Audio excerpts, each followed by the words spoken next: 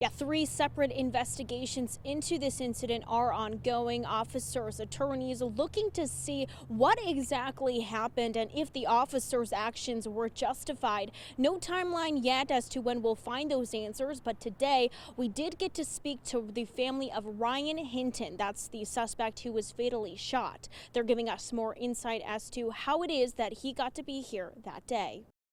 He was supposed to be at home that night. He had no business being on stolen car, man. He had a bed to come home to. He slept in the car. He couldn't get in the house. He called me like 6, 9 times, and I was asleep. I'm so sorry. This was never supposed to happen to you. A cousin expressing remorse for missing the phone calls of 18-year-old Ryan Hinton, a former Don High School student who that night slept in a stolen car with 3 others. Police tracked the car to a parking lot in East Price Hill. That's when all 4 suspects ran.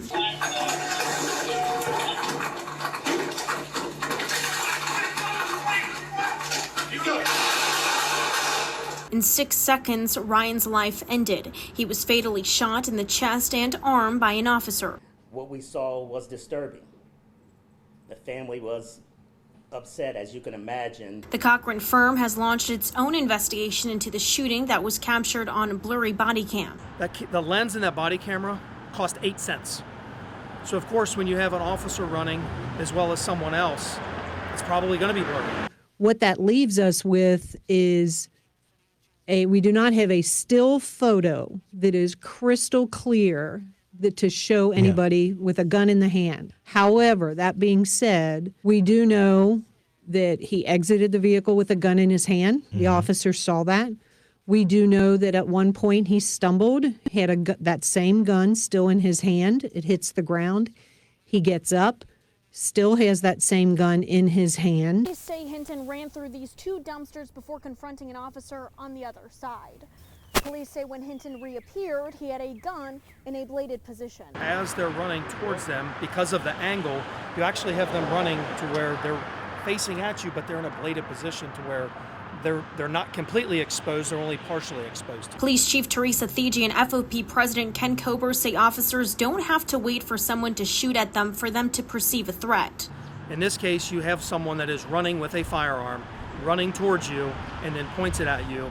You are absolutely justified in using whatever force is necessary, up to and including deadly force in this situation.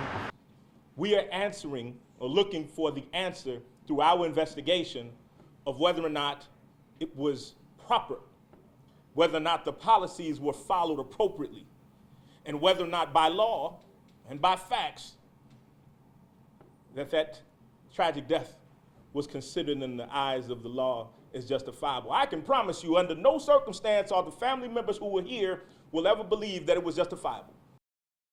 This is still under investigation. No timeline yet as to when we're going to be getting those answers. We do know attorneys are still working to get body cam from all of the officers that were there that day. Of course, once we learn anything new, we're going to be bringing you the latest. For now in East Price Hill, with photojournalist Damaris Evans, Brenner Ordonez, Fox 19 Now.